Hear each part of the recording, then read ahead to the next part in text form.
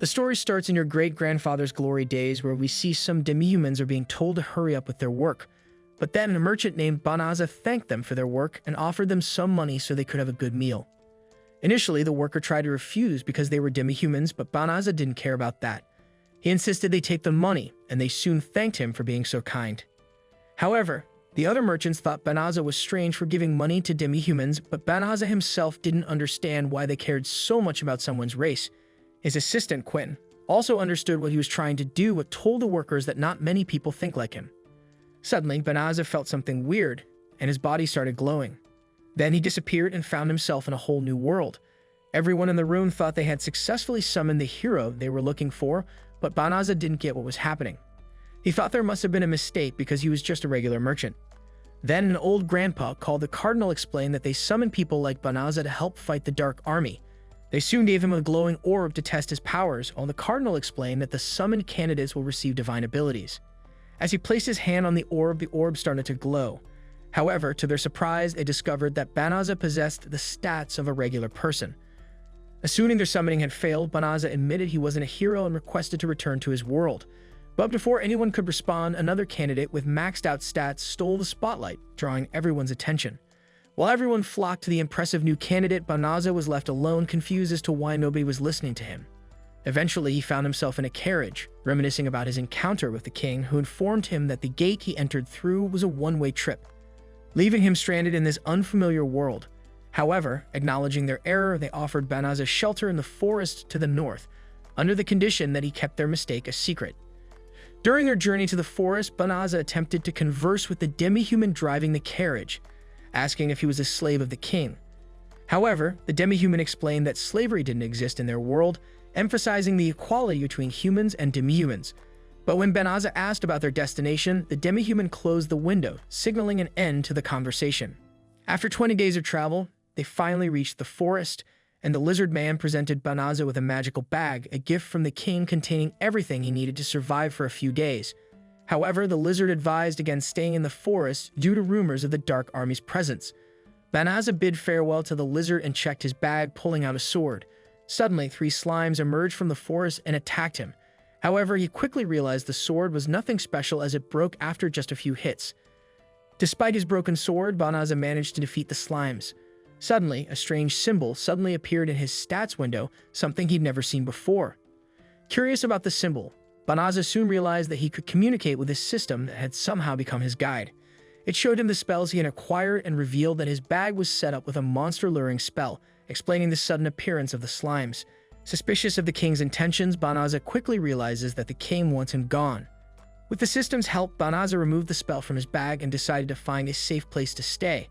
However, the system warned him about malicium, a harmful substance left by your mother that contaminated the forest.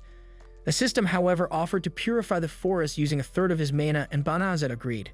Suddenly, a massive magic circle appeared, and the forest began to cleanse itself. Soon after the purification spell, the system informed him that he had leveled up multiple times, which shocked Banaza. Meanwhile, at the castle, the princess reprimanded the king for mistreating Banaza, reminding him of the rumors about the Dark Army's camp in the forest he was sent to. Despite her concerns, the king remained calm, not caring about Banaza since he didn't become their hero.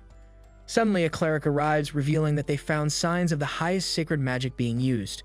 The king immediately assumed their hero had employed the purification spell, hailing him as one of the greatest in history. However, the cleric clarified that the hero was actually in the south, while the purification occurred in the north. Back in the forest, Banaza discovered that he had reached level 367, despite not having slain any monsters apart from the slimes. Puzzled by this, he speculated that experience could also be gained through simply practicing magic. Wondering why the strange symbol hadn't changed, he asked the system to show his mana, only to find it fully restored in a matter of seconds, which made him think that it was very low. Concerned about people recognizing him in the city, a system suggested using a transformation spell.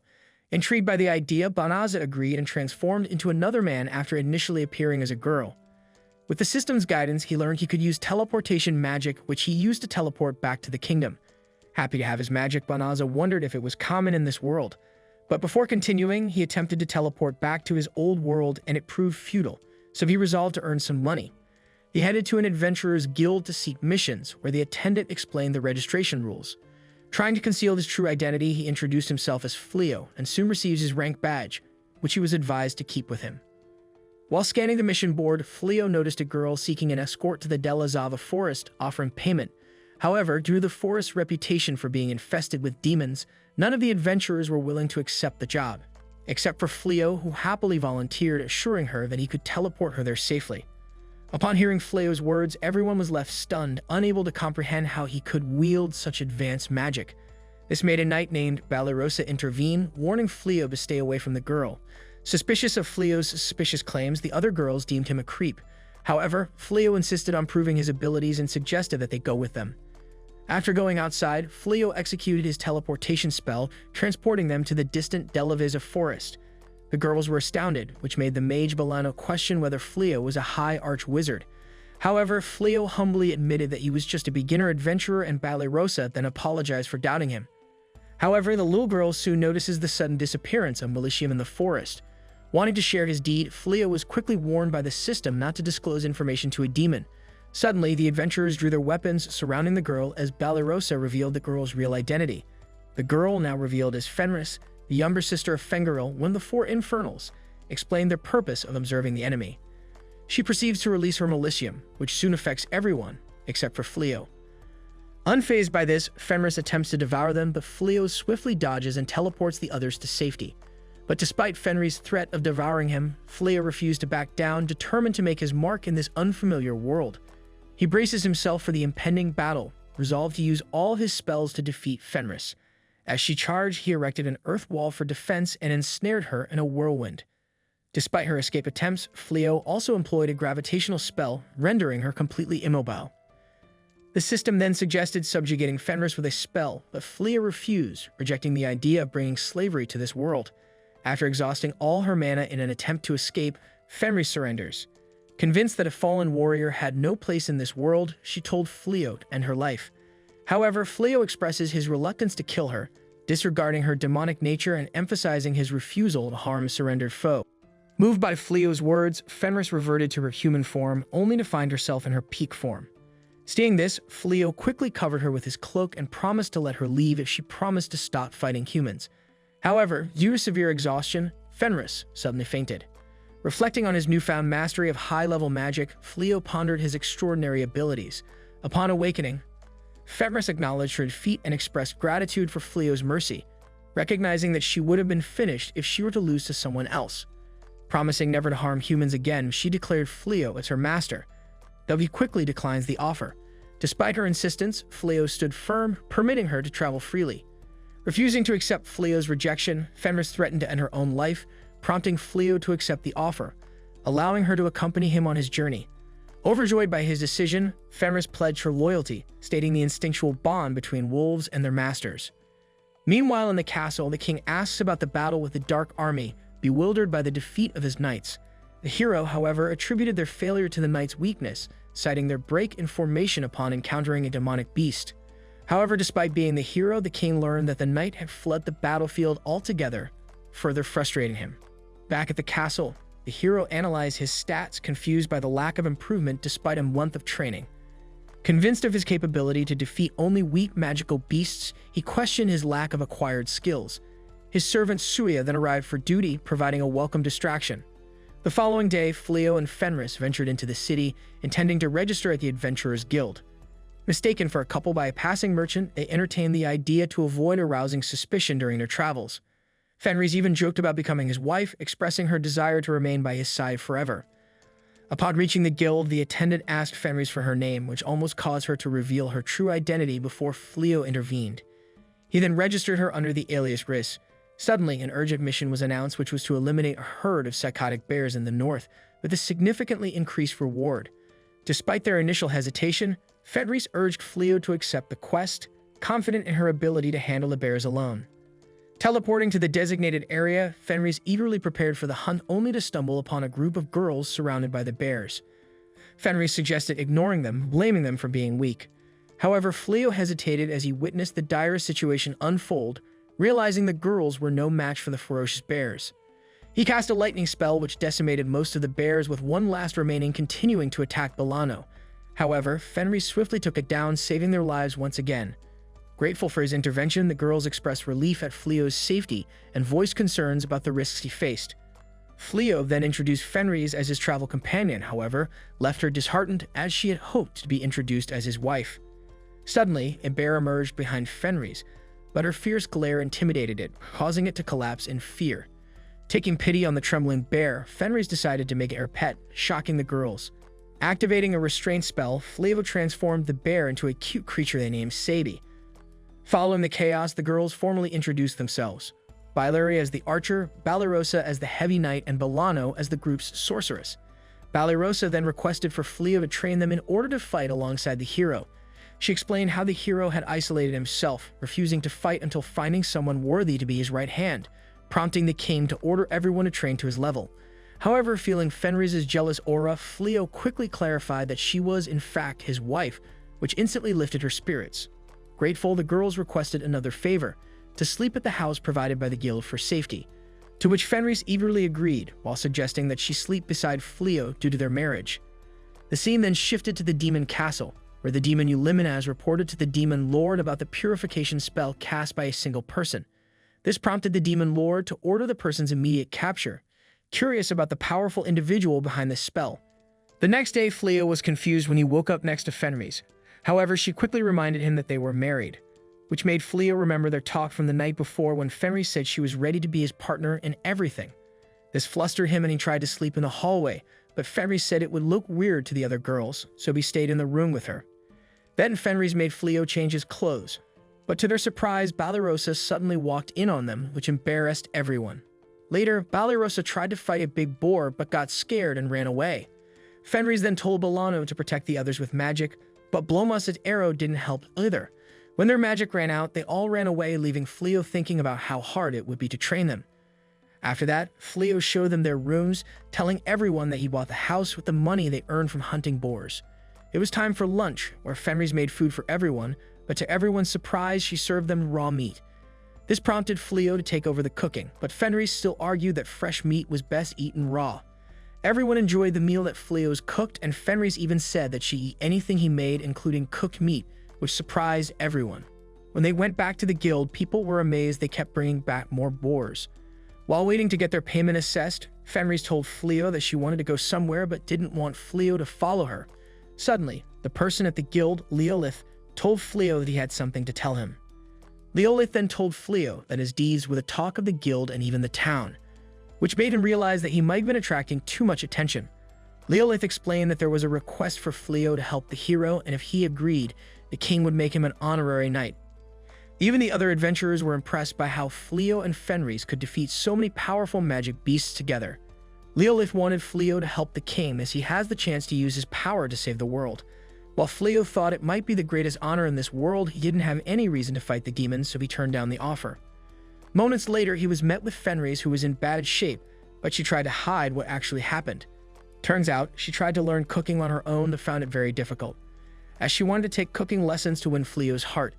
Meanwhile, the hero heard about an adventurer who was defeating many magic beasts, and he wanted to recruit them as his right-hand person to fight against the Dark One. However, a month later, Fleo had already rejected the king's offer several times. Fenris wanted to threaten them to stop asking, but Fleo suggested that they focus on training. They then found Blossom working hard on the farm, but Fleo wished she put that effort into training. On the other hand, Fenris tried to get Bolano to hit a target on a tree, but she felt sorry for it. Fleo then gave her a magic ring to increase her magic capacity, and Fenris warned her not to put it on her ring finger. Not long after, Balirosa got into trouble, calling out to Fleo for help, but Fenris rescued her instead, seeing through her act of pretending to be weak to appeal to Fleo. However, during dinner, Fenris managed to impress everyone with her cooking. She then revealed that she had been attending cooking classes while Fleo went to the guild. Fenris used to only care about her strength, but now she found joy in doing other things too. This time she made curry for Fleo, following her teacher's advice that it's the key to a man's heart. Fleo loved it, making Fenris ecstatic. However, they don't realize that someone outside watched them in shock, surprised to see Fenris with humans, as the once feared woman warrior of the Dark Army was now questioned whether she had betrayed them. She then confronted the demon Euliminaz, who claimed to be surveying the area. Fenris was upset when Euliminaz hinted at coming between her and Fleo. However, Euliminaz realizes that Fleo was remarkably calm despite her presence. What puzzled her even more was her inability to assess Fleo's power level, unlike with others. She was shocked to learn that Fleo was responsible for purifying the forest, even eliminating Fenrir's brother and his unit. Turns out, Fenris knew this but believed her brother's fate was his own fault. She admitted to being charmed by Fleo's power, choosing him as her husband. The other girls overheard their conversation and were shocked to learn Fenrir's true identity. Eulimenes, however, acknowledged Fleo as a serious threat to the Dark Army for turning Fenris against them. Intrigued by Fleo's power, Eulimenes proposed a mock battle, secretly planning to eliminate them both while doing so. Fenris, however, saw through her intentions but still agreed to the battle. As soon as they went outside, Eulimenes attacked with magic spells from above and below, but Fleo quickly countered with a force cancellation spell.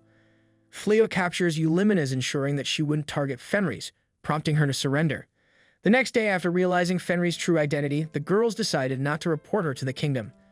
Fleo was surprised but grateful for their loyalty. However, Eulimenes soon returned with the Dark Army's legion of dragons, terrifying the girls. Fleo was excited to see dragons for the first time in his life, as they existed in his old world, but he'd never seen them before. Using his impressive holy magic, Fleo struck down several dragons, stunning Eulimenes, who retreated in disbelief. Blossom wished she tried throwing your mother at the dragons, so Fleo suggested she try throwing the one she's holding. Using augmentation magic, he enhanced her mother, helping her earn the title of Dragon Slayer. Inspired by this, the girls asked Fleo to help them do the same, but the dragons had already run away. Meanwhile, the Dark One couldn't believe Fleo, a mere adventurer, could wield such powerful magic. Following these events, Fleo then put up a barrier around the house to detect demon attacks. Fenris, however, got upset thinking about the annoying cat, but Fleo reassured her. Blossom, on the other hand, couldn't stop staring at her screen, overwhelmed by earning the Dragon Slayer title. This caused the other girls to be motivated to train harder daily. The title was so precious as it gives someone the chance to rise to be a noble. However, Banished was in tears, feeling behind as she didn't earn the title.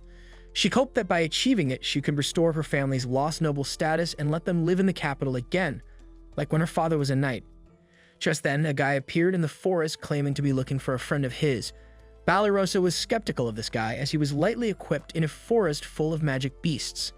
He claimed to be looking for Fleo's wife, making Banished suspect he was from the Dark Army. She demanded to know his business with Fleo and pointed her sword at the guy. The guy, however, confessed to being from the Dark Army but said he was only there to check on Fenris. Before leaving, he left a message for her and revealed his name as Gozo. When Fleo and Fenris arrived, Banished quickly told them everything. Fenris instantly recognized the guy and horrible fake name. Fleo then explained that they came because his barrier detected the Dark One. Fleo then reveals to Banished that the guy she met was the Dark One, shocking her. Fenris also confirms this, explaining his real name was Cole. Banished soon trembled in fear as she raised her sword to him, expecting revenge from him. The next day, Gozo was invited to their home, shocking Banished. He revealed that his visit was related to Eulimenes. Fenris, however, assumed that he was there for revenge, but he surprised them by asking Fleo to join the Dark Army. Fleo calmly declines, shocking Gozo.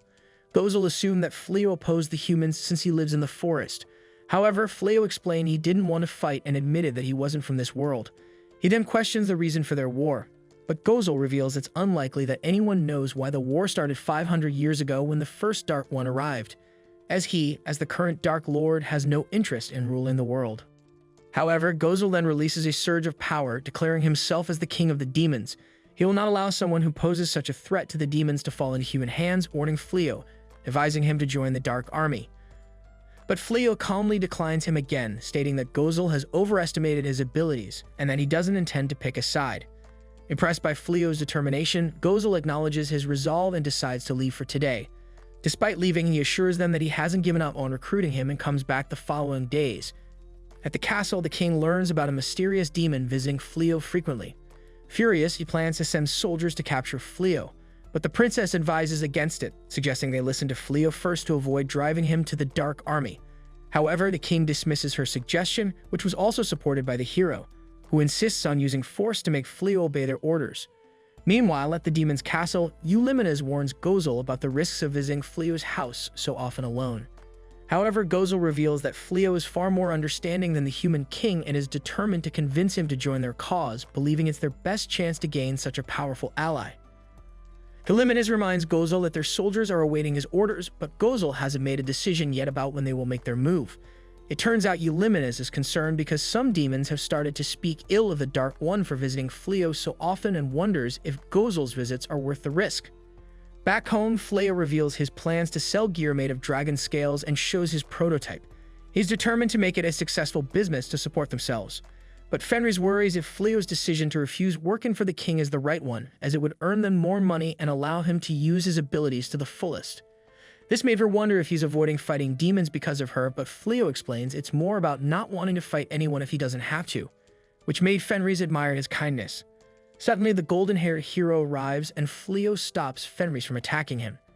The hero, however, gives Fleo two options, which was to become his subordinate or be considered as an informant to the Dark Army, which will prompt the hero to defeat him then and there. The hero is pleased with his ultimatum, thinking Fleo was speechless in awe of him. However, Fleo apologizes and refuses to choose his side in the war, which the hero deems traitorous. The girls point out the hero's nonsense, but the hero threatens them, saying they'll only be free if they help him convince Fleo. This made him get serious and suggested leaving to avoid fighting. Fenris is open to the idea, and the other girls agree to go too, realizing that fighting in a war is just not right. The hero, however, points out they can't escape the soldiers surrounding them. But Fleo shocks everyone by using a teleportation spell to make them all disappear, along with the house and fields. As they reappear near a town west of the royal capital, everyone is amazed by Fleo's teleportation. Meanwhile, as Gozel arrives, he sees everything gone and blames the humans, causing him to launch an all-out attack on the kingdom. Back with Fleo and the girls, they're relieved to be far from the capital, with Banished especially relieved as the Dark One can't find her here. Fleo then apologizes for putting Fenris through all of it, but she's just happy to be by his side. She then declares that she'll make a feast to celebrate their new home, and everyone rushes inside. As the Dark Army begins its invasion, setting villages ablaze, the humans try to defend themselves. In the northern stronghold, a knight reports to the king that the Dark Army is on the verge of breaking through. The king wonders why the hero isn't acting, but he's informed that the hero is hiding in the south castle. His advisors suggest gathering all the mages to cast a purification spell, but the king hesitates due to the huge risk. However, they urge him to act quickly before the demons breach the stronghold. Meanwhile, Gaul observes the battle and decides to retreat upon knowing the humans will use a purification spell. Back at Fleo's home, he returns from his trip to the town, explaining his plans to make money by selling gear made from dragons. Blossom and Bilary offer to help by selling vegetables and breeding horses respectively. However, Belano and Balarosa feel useless but are comforted by Fenris, who promises to support them. So Fleo encourages them to focus on getting stronger in their free time. At the castle, the king's advisors report the Dark Army's retreat after the mages cast the purification spell, which will protect the kingdom for 3 months. However, they've exhausted all their magic reserves. The princess, realizing that the king is unfit to lead, takes charge and removes the hero from his position. This made the advisors question how they'll handle the Dark Army without a hero, so she decides to seek guidance from the oracle. A knight then goes to tell the hero that he has been kicked out due to the princess taking control. The hero, angered by the news, tries to assert his importance to protect the kingdom, but is ignored and left outside by the knight. That evening, Fleo expresses his gratitude to Fenris for helping him survive, noting he wouldn't have a peaceful life without her. The next day, the girls encourage Fleo to go on a date with Fenris, assuring him they can handle things in his absence. Though initially embarrassed, Fleo agrees and Fenris eagerly looks forward to their date. In town, Fleo asks Fenris if she wants anything, intending to buy her something as thanks for her support. They find a piece of jewelry which Fleo purchases, thinking it suits her well. Upon returning home, Fenris hugs Fleo, leaving him flustered until he realizes that she's asleep. Despite giving her some space, Fenris follows him, making it difficult for Fleo to sleep. At the castle, the hero breaks into the royal treasury in search of an item to defeat the demon lord. He becomes jealous of Fleo's power and hears a girl's voice offering him power in exchange for freeing her. He quickly accepts the offer and a secret passage opens, revealing a sword. The magian of primordial light and darkness, Haya, appears and grants him 3 wishes. Meanwhile, in the castle, the princess meets the oracle Ashura, discussing the kingdom's peril and the need to find something to save them from the Dark Army. But suddenly strange collars appear around everyone's necks, causing panic. The princess then orders her men to go to the royal treasury to investigate. Ashura explains that they have been chosen as sacrifices for the Magian, who will behead them after granting a wish. The princess reveals that in the past, the Magian was summoned to eliminate the demon lord but caused destruction, leading to her sealing. Concerned about their fate, the princess asks Ashura to find a solution. But after doing her thing, Ashura suggests finding the true hero, who has already been summoned, likely located in the western part of the kingdom. Meanwhile, Fleo visits a merchant who admires the shield made with dragon scales Fleo brought. The merchant mentions someone also selling dragon meat in town, which Fleo confirms it was him. Impressed, the merchant agrees to buy Fleo's shield and requests for other items for sale, expressing interest in working together. There, Banished observes Fleo, impressed by his business skills, acknowledging he was a merchant before arriving in their world. Banished confessed her feelings for Fleo, but quickly retracted them, fearing that she might be hated by Fenris. But Fenris suggested finding someone similar to him instead and praised Cole's suitability as a partner for Banished despite her lingering fear of him due to his identity as the Demon Lord. Soon after, Fleo joined them, expressing gratitude to Banished for directing him to a profitable shield shop. As they prepared to head home, Fenris acknowledged Fleo's upcoming busy schedule, but expressed her desire to spend more time with him whenever he was free. However, their moment was abruptly interrupted by a warning from the system about the approach of a Magian. The Magian suddenly appeared before them, revealing that her goal was to eliminate Fleo. In a desperate attempt to protect Fleo, Haya launched an attack, only for Fenris to intervene and sustain a mortal wound herself. Realizing that conventional magic was ineffective against the Magian, Fleo prepared an advanced spell, only to discover that Fenris's injuries were too severe for traditional healing magic to be effective. Fueled by desperation and the fear of losing Fenris, Fleo unleashed a powerful spell, recalling memories of their shared moments together. Using his newfound strength, Fleo tapped into abilities he never knew he possessed, using a time reversal spell that saved Fenris' life. Haya is astonished by Fleo's sudden surge of power, knowing that humans are supposed to be weak. However, Fleo's demeanor changes drastically as he ruthlessly attacks her, ignoring her protests about her mastery of magic. Despite her attempts to fight back, Fleo's infinite stats and skills overpower her completely. Meanwhile, Fenris recovers from her injuries and learns that Fleo saved her. She witnesses Fleo's intense assault on Haya and initially admires his strength, believing he's doing it to protect her. However, she soon becomes troubled when she realizes that Fleo's behavior contradicts his usual rejection of violence, leading her to conclude that he has lost control. Haya, now fearing for her life, begs for mercy, but Fleo, driven by his anger for Fenris' injuries, begins to strangle her. Fenris suddenly intervenes, pleading with Fleo to stop, reminding him of his good heart and expressing her admiration for his kindness. Her words reach him and he reluctantly spares Haya's life. Relieved, Fleo is overjoyed to see Fenris recovering, as he had feared she might not survive. Meanwhile, the princess and her group of mages are teleported to a forest.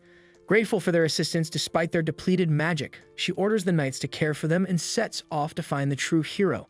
But suddenly, their collars shatter and she realizes that the Magian has failed to grant the hero's wish. At the royal treasury, the guards confront the hero, demanding his surrender. Initially, Tsuya panics, fearing their execution, but a dark energy suddenly envelops her, followed by a voice revealing that the Magian has failed and claims to have another offering for the hero. The hero realizes something is wrong when Tsuya, now enveloped in dark energy, introduces herself as Damalinas. She uses magic to change her clothes and thanks the hero for freeing her. She then casts another spell, transforming the hero into a massive monster, which helps her to escape. Damalinas vows to punish the royal family for sealing her, noticing a teleportation circle indicating a royal member's escape, and decides to search outside. Back to the village, Haya finally regains consciousness and is surprised to find herself healed. Fleo then explains that he spared her because Fenris survived despite his initial anger. Banished is concerned about Haya's danger, suggesting they reseal her in the royal treasury. But Fleo reveals that he used a spell to look into Haya's memories and discover why she attacked them. This astonished her, as she was the only one capable of using the mind-reading spell. Suddenly, Fenris suggests letting Haya join their group, believing her powers could be useful. Initially, Fleo hesitates, reminding Fenris that he nearly killed Haya, but Fenris forgives Haya and blames herself for being weak. Fleo ultimately decides to accept Haya into the group on the condition that she refrains from harming others. Upon hearing Fleo's offer, Haya realizes that Fleo is unlike any human she has met and takes a liking to him, accepting him as her master. She looks forward to seeing what Fleo can accomplish with his powers and can't help but remember the intensity in his eyes when he was angry, feeling a strange thrill at the thought. Fenris, noticing Haya blushing, becomes jealous and quickly questions her. Fleo then contemplates using the time reversal spell to help the villagers by undoing the damage, but Haya warns him against it. She explains that the spell only moves time within a specified area and could cause unforeseen accidents if used on the entire village. She adds that humans aren't typically strong enough to use the spell, but Fleo is an exception due to his infinite stats and his ability to use total acquisition magic, which lets him learn the spells of those who attack him. This is why he can use the time reversal spell, but she still insists he shouldn't use it again. After hearing this, Fleo then decides to use a restoration spell instead. Later that day, Fleo returns home with Haya, who introduces herself to everyone, explaining that she will be living with them since she has nowhere else to go. Balinese welcomes her and shows her to her room, but everyone else freaks out, thinking Haya is too dangerous to live with them. That evening, Balinese talks to Fleo, who discloses to her that he is confused about what to do with his powers. Balinese admits that she is also confused because she no longer knows who she should be fighting, having learned that everything she knew from the kingdom was a lie, and thanks Fleo for helping her discover the truth. Fleo then joins Fenris in their room, but she seems depressed and asks if he plans to return to his world, fearing he might use magic to leave her. Fleo reassures her that he isn't going anywhere because he wants to be with her and asks her to be his real wife. He tells her that he can't imagine living without her, and she admits her feelings for him as well. They start making out only to realize that Haya is in the room watching them. Haya reveals that she was watching the entire time, claiming it is her duty to look after her master. This angered Fleo and tells her not to spy on his private life, but Haya insists that mating is a natural behavior and there's no need to hide it. Fenris also becomes angry, and they start arguing while the other girls listen, realizing they are having a fight. Haya, however, offers to make herself invisible while she watches them, but they refuse, thinking that would be even worse. The scene then cuts to the princess asking around for Fleo in a store, asking whether the owner knows of an adventurer who can defeat magic beasts on his own. The owner states that he hasn't heard of anyone like that, and the princess leaves the store wondering where Fleo might be. Elsewhere, Fleo is having breakfast with the others, enjoying the delicious food prepared by Fenris with Haya's assistance. Haya then mentions that she could have used magic to cook, but Fenris preferred her help instead. Fenris considers it her duty to cook for her husband and his pack, offering Haya tasks like cleaning and laundry. Haya assures them she can do those chores in an instant, but the others become troubled, realizing they earn their keep by doing such tasks. If Haya takes over, they'll be left with nothing to contribute.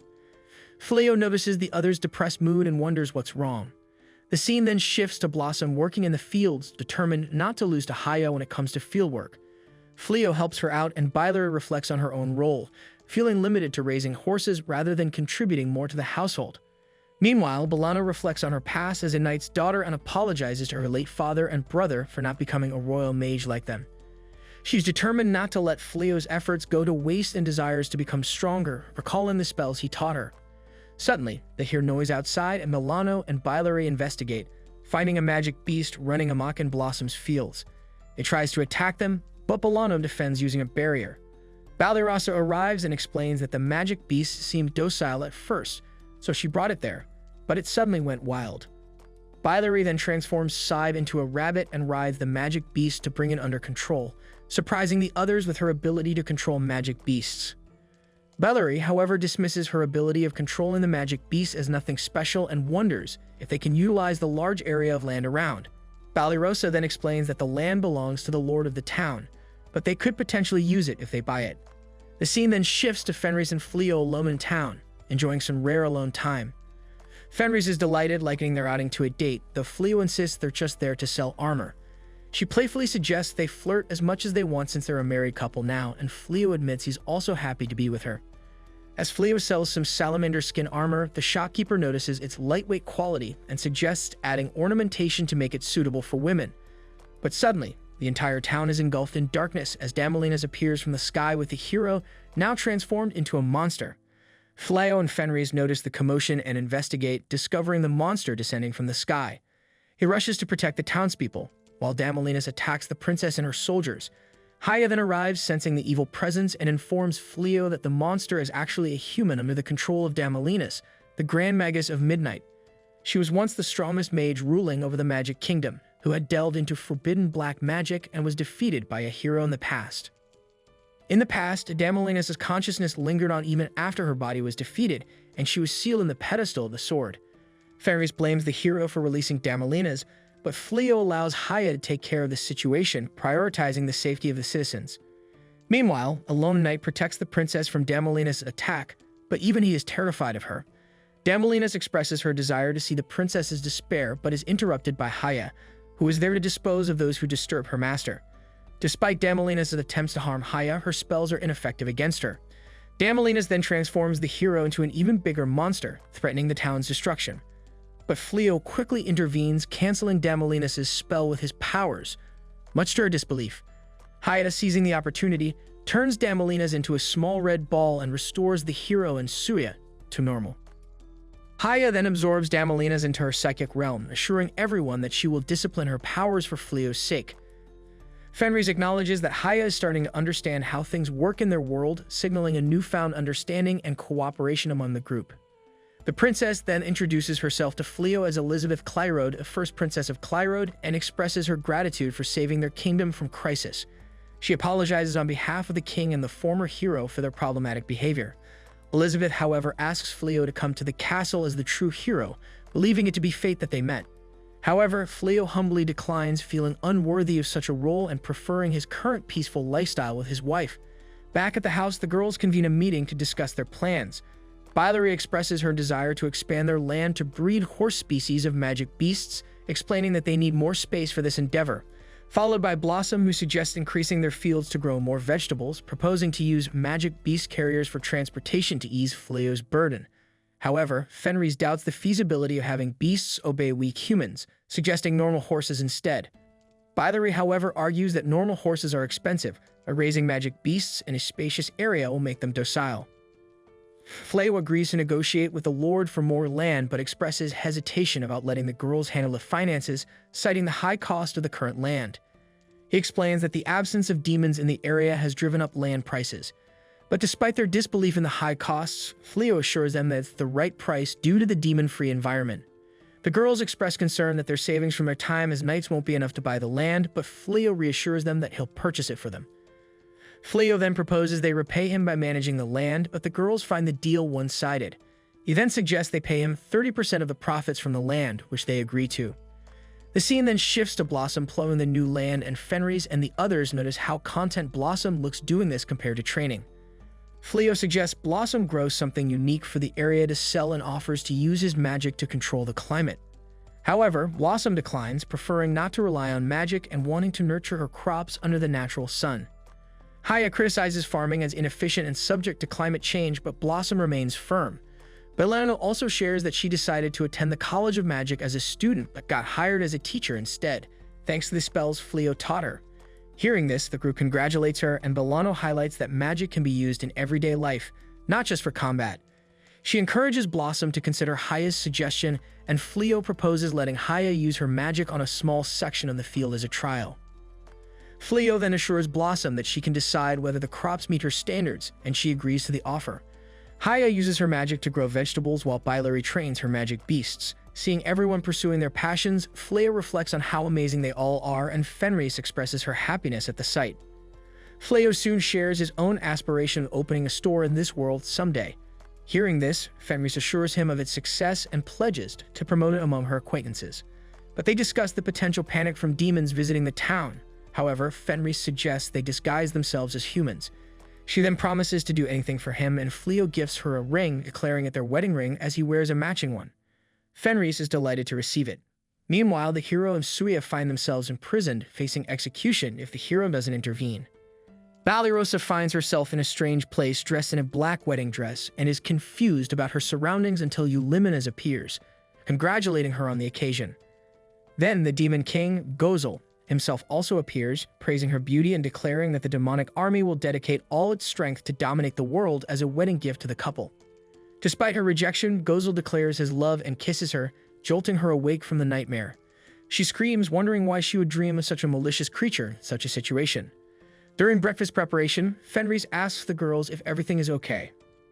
Balirosa then mentions that she has been having many nightmares lately. Fenris, however, suggests this might indicate that she is in love. As for her race, dreams are images of desire. The other girls immediately imagine the Demon King being attracted to Balirosa, noting how the Demon King always went home early whenever Balirosa wasn't around. However, Balirosa denies this, shouting that the Demon King must be waiting for the right moment to kill her because she raised her sword against him. They then also suggest that Balirosa might even be able to forge bonds between the two races, just like Fleo and Fenris did. The conversation eventually shifts to Fenris and Fleo's love story, as the girls have never heard it and want to hear it from Fenris. Initially, she hesitates, not knowing exactly how to tell their story, but she soon reflects on Fleo's character. Unlike the Lupines, who always solve everything with claws and teeth, Fleo is extremely generous and seems to always have his guard down. She thought that he needed to change his ways to survive in this world, but she eventually realized that being soft with him wasn't so bad after all. Suddenly, Fleo receives an alert about a detected anomaly in the magical barrier surrounding the city, which turns out to be Greenel, who notices Fleo's barrier. The next day, Elizabeth learns about the special gold coins recently donated by Fleo. She recalls him refusing to take sides in the war and giving her money to help rebuild the city. However, these special coins were not distributed to the general public. However, the Council recalls giving this type of coin to a young man named Banished, who was mistakenly summoned to another world and then banished. This caused them to suspect that Banished might be Fleo. Suddenly, news arrives that the former great hero and his servant have escaped from the dungeon. Elizabeth then orders a search for them and realizes the reason why Fleo didn't take on the title of hero. However, she acknowledges that dwelling on the past is futile, as she was the one who supported the golden-haired man for the role of the great hero. Meanwhile, soldiers search for the escaped man, with the hero blaming the djinn for their situation. Suya, however, reminds him they were caught stealing from the castle, but the hero defends himself, stating it was a payment which he chose instead of the money supposedly owed by the kingdom. The hero soon opens a magic bag that he took on the way out and finds a chest, hoping for treasure to finance his escape, only to discover that it contains nothing but a shovel. The soldiers heard the voices nearby but found nothing behind the bushes. It turns out that the hero had used the shovel to dig a large hole in seconds, allowing them to hide. The problem now is how they will escape from the hole. Meanwhile, in the Demon King's castle, Euliminus informs Gozel that Fleo and his companions may have left the kingdom after extensive investigations failed to find him. Gozel believes that Fleo couldn't have teleported away, as teleportation requires familiarity with the destination, as Fleo just arrived in Clyrod recently. Euliminus then suggests that instead of focusing on finding Fleo, they should advance their army against the humans. Gozel, standing up, reminds her that Fleo can purify everything alone, making him a priority target. He gently touches Euliminus' head, apologizing for the recent trouble but maintaining that he won't sacrifice his comrades for conquest. Owen secretly spies on their conversation and reports back to Uigard, Gozel's brother.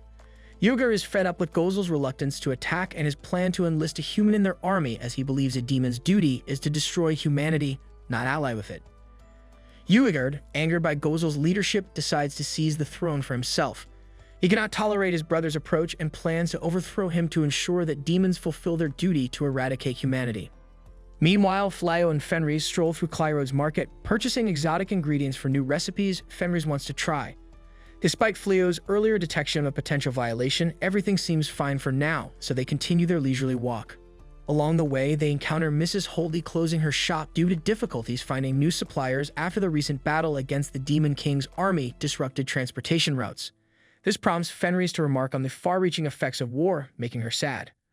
Suddenly, Balirosa approaches the couple and offers to pay for their lunch, surprising Fenris, who worries their romantic lunch will be interrupted.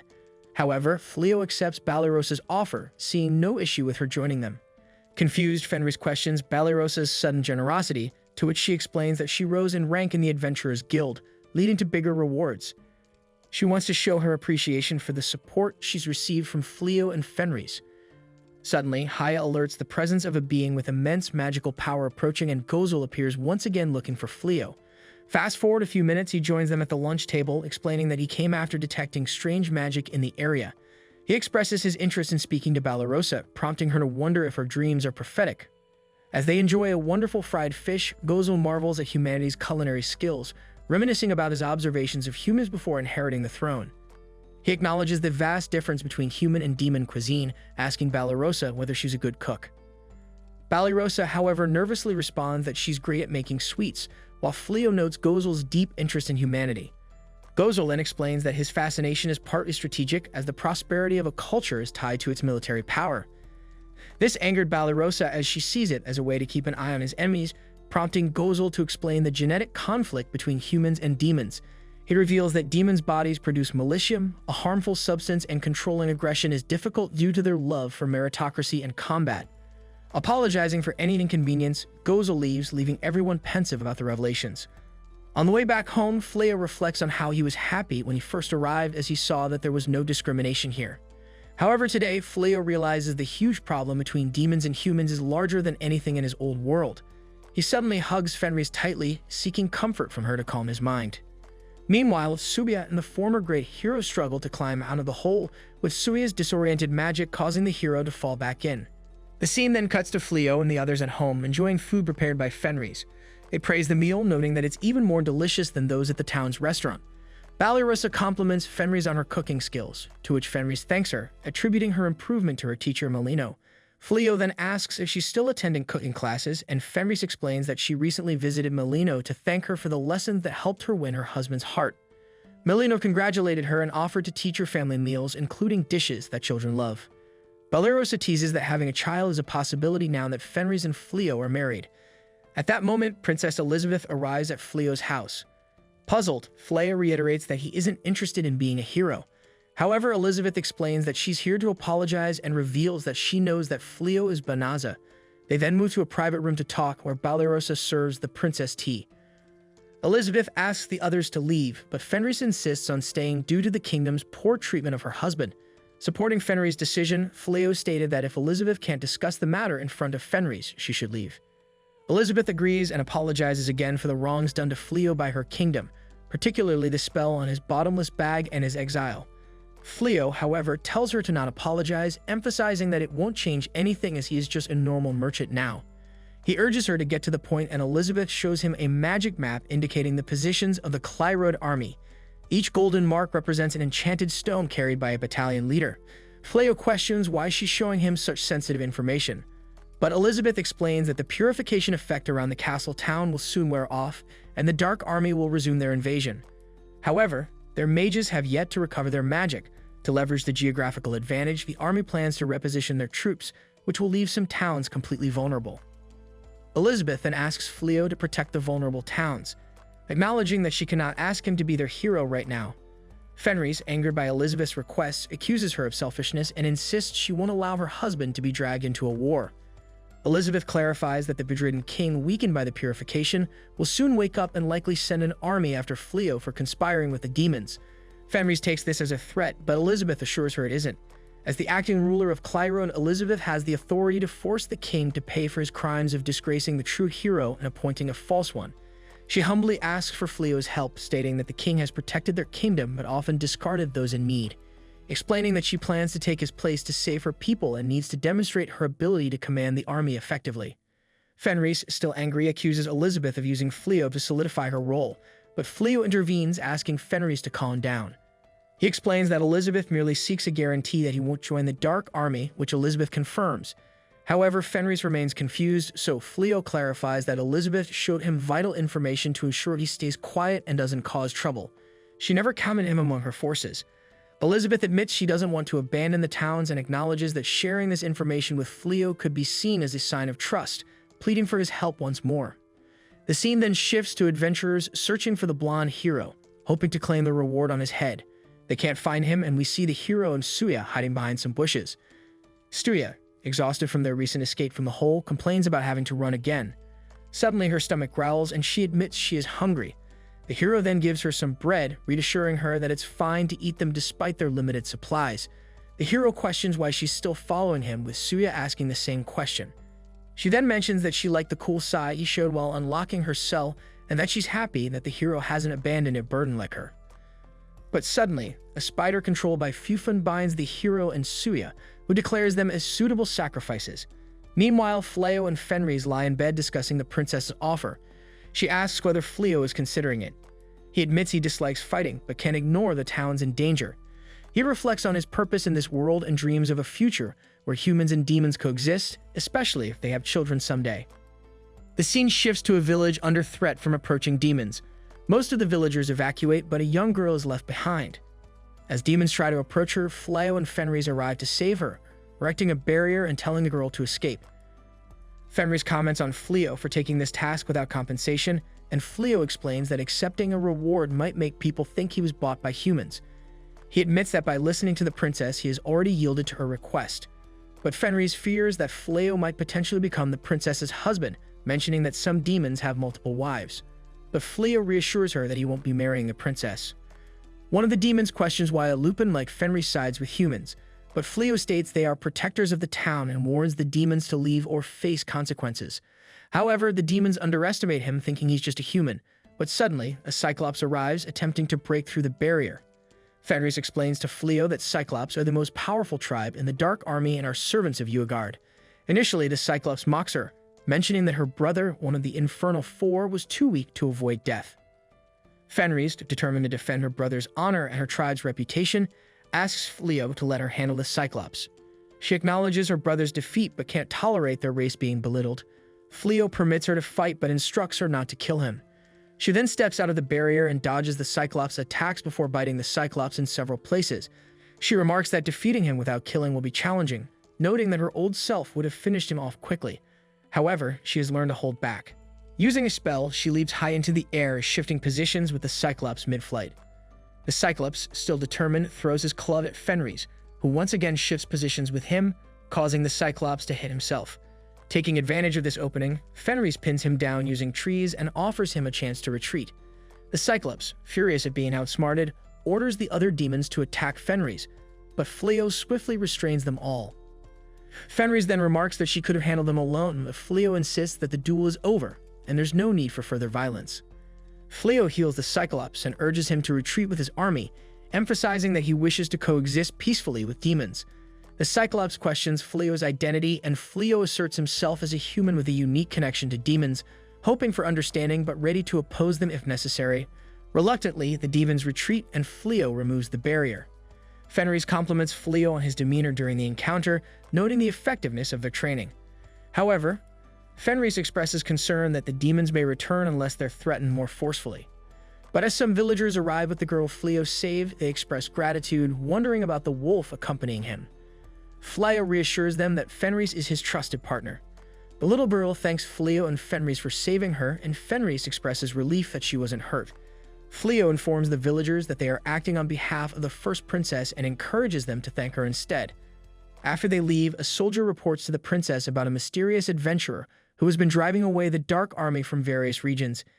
The adventurer, always wearing a wolf-like mask and accompanied by a silver wolf, has garnered gratitude from many regions but never seeks payment.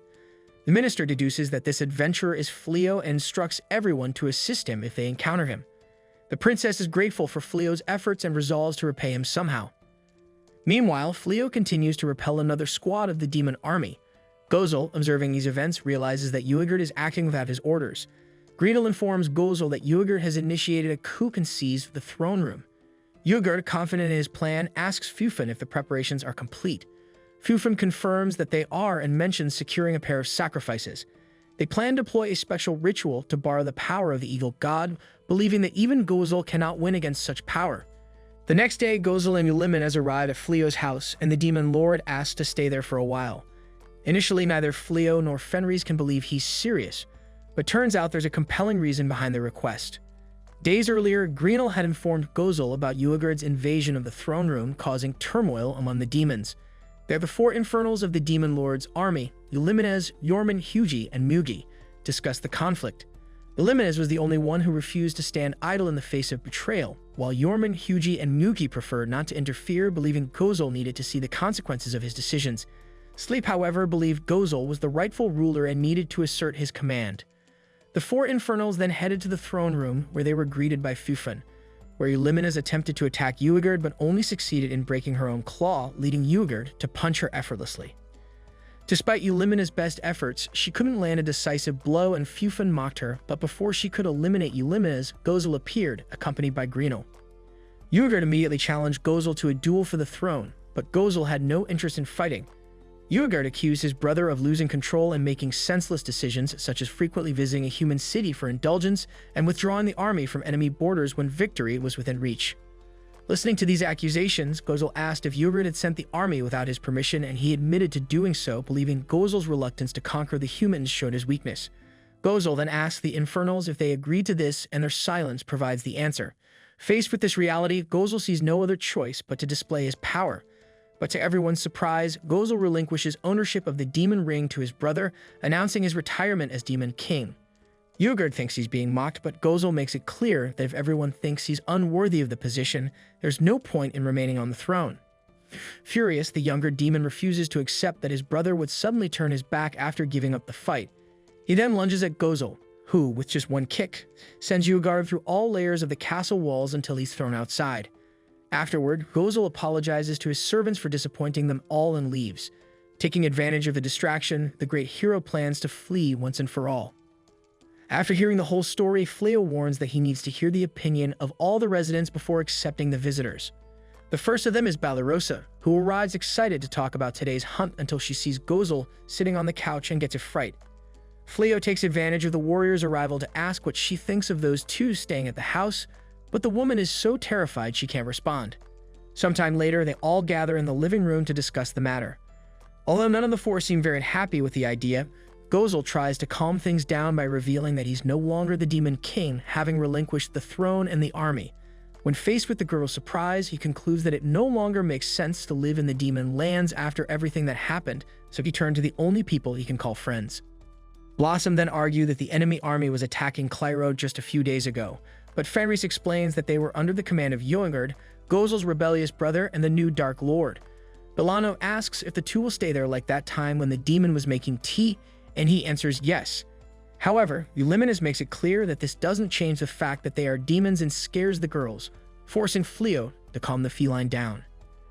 Despite everything said, Fenris doesn't understand how the former demon king could have nowhere to go. But Euliminus explains that Gozel gave all his gold to the demons who also left the army, as he believes if it hadn't been for them, the damage suffered by the army would have been much greater, so they deserve this reward. Euliminus argues that it is this lack of firmness that causes so much discord among the servants. However, he recalls taking the throne from his father due to not agreeing with his leadership. Considering that he no longer has the support of the people to continue with the crown, it makes sense to hand it over. Nevertheless, the former leader can still act in some ways even away from the throne, just as Fleo did by stopping the enemy advances by infiltrating the borders as an unknown adventurer. Soon, Fleo informs the other residents that he and his wife don't mind allowing the two visitors to stay and asks what they think about it. Blossom doesn't have the courage to refuse since she also lives on the favor, while Bilary mentions that the two pledge not to harm anyone. Bilano also mentions that she only cares about the former demon lord making tea, and Haya assures that she will be the sword and shield of the supreme being in case anything goes out of control. Belirosa asks if everyone there is crazy for letting the demon who was once a king and his loyal servant live there, but with a pleading face, Fenris questions if the knight really wants her to kick out her former boss and colleague now that they've lost their home.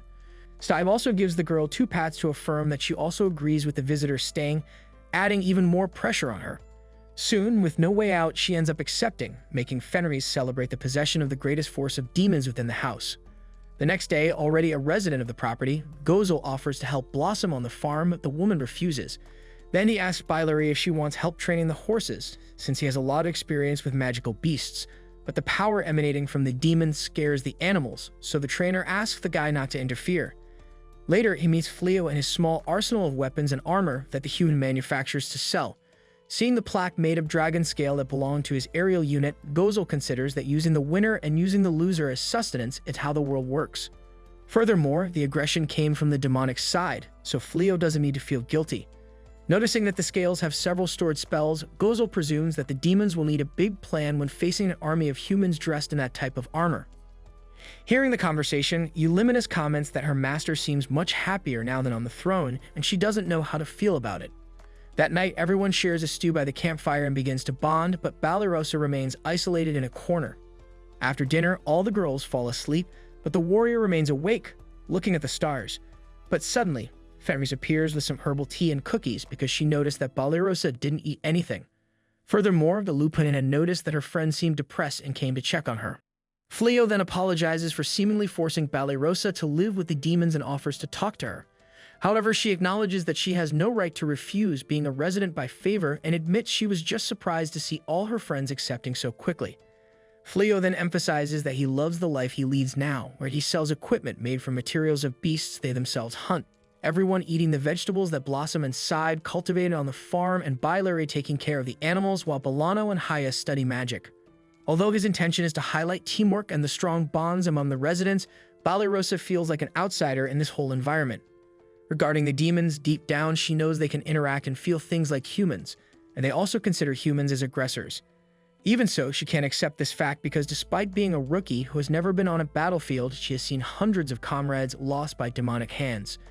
So even though Gozel doesn't seem like a bad person, she can't share a roof with him since the memories of soldiers killed by demons will never disappear. Fleo understands that the knight feels this way but points out that the two came to look for this house out of necessity. Finally, Fenris would like to know if Banished also feels this repulsion towards her, considering that she was also part of the demonic army, mentioning that when she was on the enemy side, she wanted to feed her soldiers with her flesh, which shocked Banished as she doesn't know how to react to this information since she has always seen her as an innocent and vulnerable girl.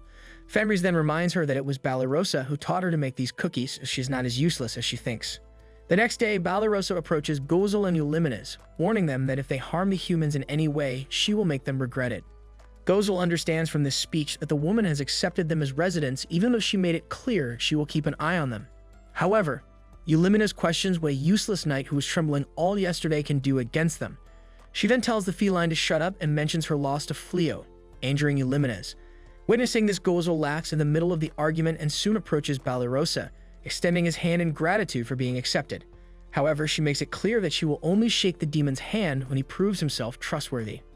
Meanwhile, the great hero flees the demon territory, full of jewels he borrowed from the treasure room, but a mysterious shadow seems to be on the tail of the fugitives. The scene then cuts to Uegard, deep in thought, frustratedly wondering why his superior army is losing against the humans despite their numerical advantage. He demands an explanation from Fufun, who informs him that the path was riddled with traps, preventing their troops from even reaching the human army. Enraged, Uegard states that the demon army had never faced such obstacles before and insists they must simply break through with sheer numbers. Fufun, however, questions where they will find these numbers and earns her a punch from Uegard, who retorts that it's her job to figure it out before storming off. After he leaves, Hoji and Muki discuss how they are losing because Uegard only knows how to move forward without strategy. They mention that Gozel's plans were more meticulous, primarily thanks to the intelligence unit that left with Uliminas. Yorman also points out that this unit was central to their strategies, with Sleep adding that the morale of the soldiers are low and if this continues, the demon army is bound to lose. Hearing this, Fufun assures them that she has a plan to boost morale by organizing a get-together. The scene shifts to Fenris, who has won tickets to a hot springs resort in a lottery. Excited at the prospect of a private trip with Fleo, she is disappointed to learn that the prize is a family voucher requiring a minimum of 3 people.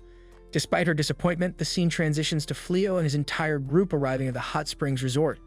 There, Uliminas notices the unusual attire of the people and Banished explains that they are wearing yukatas, traditional attire from an eastern island nation. Fenris, still disappointed about not being alone with Fleo, is reassured by him that this trip is an opportunity for everyone to bond with Gozel and Uliminas. Belano mentions that the resort has 7 hot springs, each with its own benefits such as revitalization, skin health, beauty, magic recovery, and fertility enhancement. Upon hearing this, Fenris is excited at the mention of the fertility spring and expresses her happiness about the trip.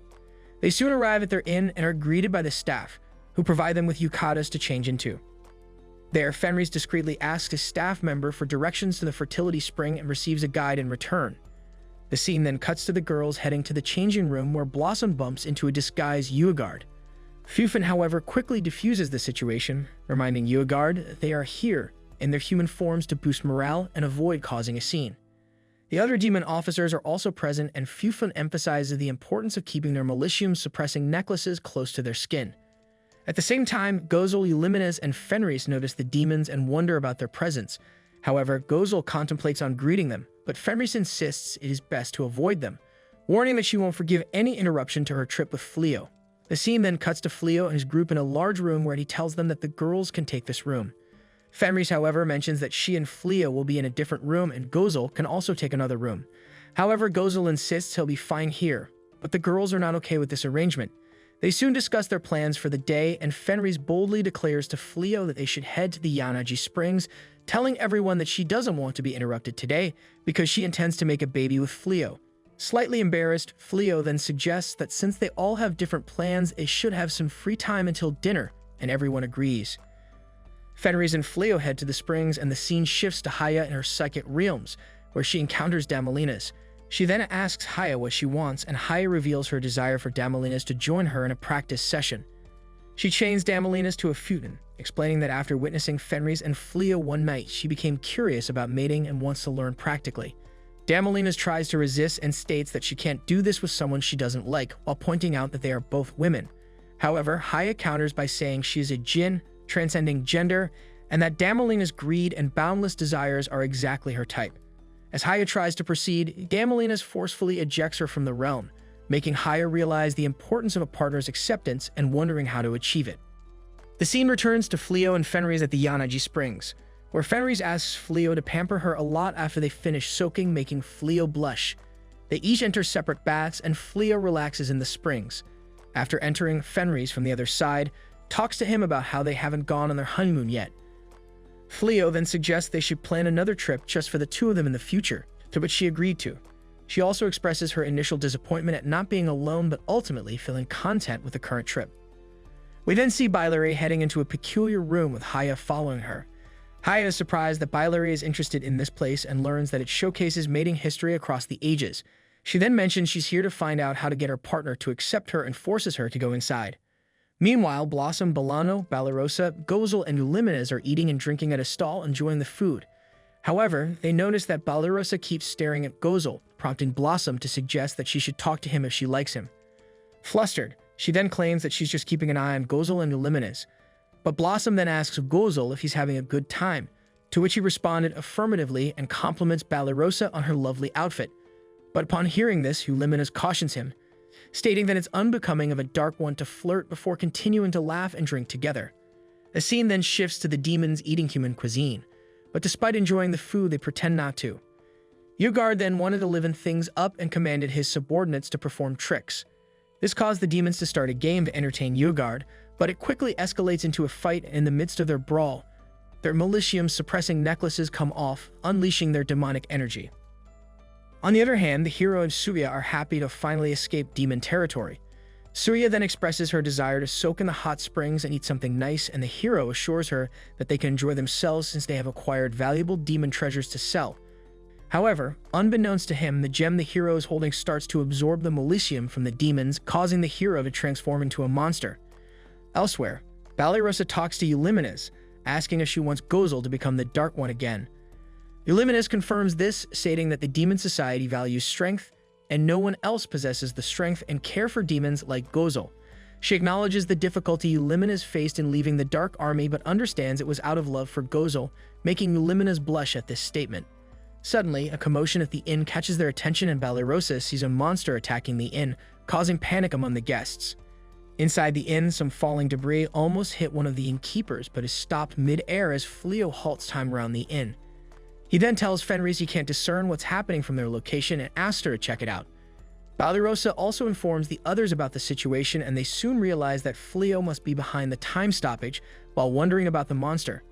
Gozel, however, identifies it as concentrated malicium, and Uliminas reveals that they saw the current Dark One, Ugard, at the inn earlier. She explains that the gem at the monster's center boosts malicium absorption and can strengthen any demon, but will drive non-demons berserk. Balarosa then insists they must help evacuate everyone from the inn, refusing to let Fleo handle everything alone, citing his sacrifices and their desire to support him. Blossom and Baleno assert their capability and head out, but Uliminas comments on their lack of self-awareness regarding their strength, and Gozel mentions Fenris' warning not to cause a scene. He then asks Uliminas if she would join him at the front. But Uliminas, noting that Gozel never saw her opinions before, shyly remarks that he has failed as a Dark One if he wants to help humans. They soon teleport near the inn and meet Fenris, who angrily vows to destroy the monster for interrupting her vacation. Ugard, driven by his frustration and desire for power, breaks his necklace and launches an attack on his older brother. Gozel casually blocks the attack, but Ugard quickly hops onto a monster, taking control of it. He tries to target Uliminas, but Gozel deflects the attack once again, much to Ugard's frustration. Meanwhile, Balarosa rushes to inform Fleo about the rampaging monster and the fact that Ugard and his underlings are in the resort disguised as guests. She suspects that Gozel might have conspired with his kind. However, Fleo cuts her off, expressing confidence that Gozel wouldn't be involved in such a scheme. Balarosa blushes, realizing she's been caught lying. Fleo reassures her that everything is under control with Gozel and Uliminas there, and plans to focus on protecting the building. During this time, Ugard uses his expert control of malicium to throw Gozel around. The older brother, not taking much damage, reveals that they need to get the two foolish humans away from the magic gem. Fenris, eager to vent her frustration, casts a relocation spell that puts her within striking distance of the disgraced hero. She lands a divine punishment punch that sends Blondie flying. The demonic creature dispels because it has been separated from its power source, causing Ugard to hop off. Gozel saves Suya, keeping his promise never to harm humans. He then orders Euliminus to deal with the officers while he takes on his little brother. The officers, uninterested in fighting, suggest leaving the conflict to the brothers. However, Fufum antagonizes Euliminus by insulting her, prompting the cat to pounce on her.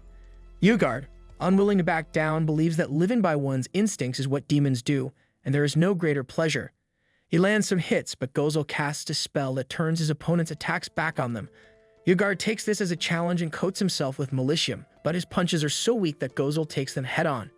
Gozel temporarily seals Ugard's Malicium, making him as vulnerable as a normal human, since Malicium is the source of a demon's immense physical strength. Gozel reveals that he perfected the spell to defeat his predecessor, a type of magic that humans were trying to develop because they were attacked too much. This proves Gozel's point that trying to subjugate humans will only bring about the demon's destruction, as it will push humans to innovate to such a level. The Madam of the Resort then orders all the staff to activate their talismans, capturing the demons. She explains that their actions are bothering the other guests. The robes are imbued with magic for emergencies like this, and the demons are magically booted out of the resort. Fenris continues to take her frustration out on the blonde prince by slapping him under the pretense of removing residual Malicium from his head. She only stops to move away from the building while Fleo works on it. Everyone gasps in amazement when he repairs it with his spell. The others help clean up the inside while the former hero is chased off the resort by the workers. He digs a hole that ends up erupting with water, sending them flying. The resort is restored to working order in record time. The staff express their gratitude and allow the group to stay longer. That evening, Euliminus hesitates to enter the bath but finds herself loving it once she does. On the other side, Fleo and Gozel relax together, listening to the ladies having a good time. The merchant never imagined he'd be chilling with the Dark One, and Gozel confesses that Fleo interests him. Gozel sees Fleo as a person who withstood his demonic presence and used his great power to help create peace between demons and humans. Fleo feels like Gozel thinks too highly of him, stating that there's no spell that can remove fighting from their world. However, he wants to try and leave a positive mark with his new companions. Gozel also wishes to be considered a companion, and the two make it official with a handshake. The group is then served an all-you-can-eat buffet.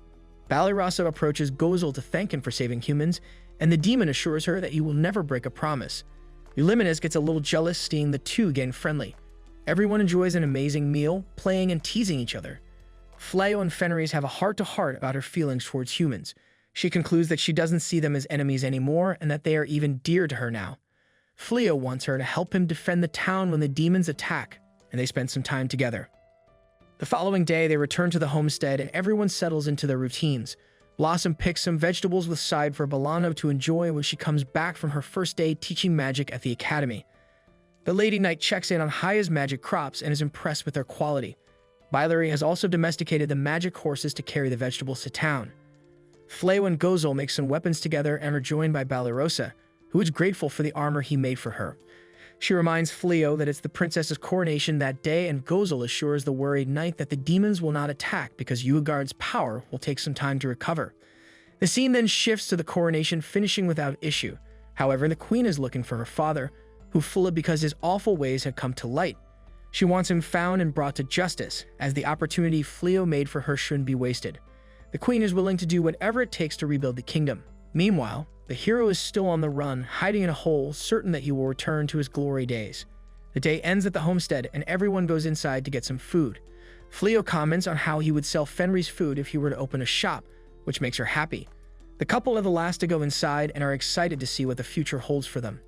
This then concludes the full recap of this anime. If you enjoyed this video and want more of it, go ahead and hit that like button down below, and don't forget to subscribe to the channel.